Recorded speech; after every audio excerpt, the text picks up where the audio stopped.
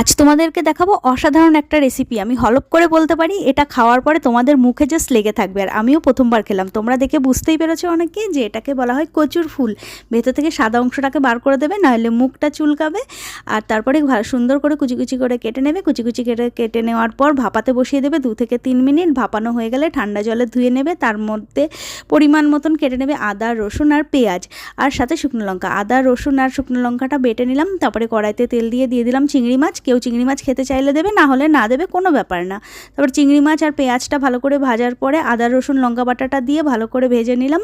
ভাজার পরে দিয়ে দেবো ভাপানো সেদ্ধ করা ফুলটা। এবার এটাকে দিয়ে 2-3 মিনিট নাড়াচাড়া করার পরে পরিমাণ মতন দেবো হলুদ, লবণ দিয়ে আরও মিনিট 15-20 ভালো করে ভাজতে হবে। ঠিক নামানোর 2 থেকে 3 মিনিট আগে একটু মিষ্টি দিয়ে 2-3 মিনিট আর একটু ভেজে নেবে। নিয়ে তারপরে গরম গরম ভাতের সাথে খাও কচু ফুল দিয়ে চিংড়ি মাছের ঘন্ট। অসাধারণ রেসিপি। টাটা।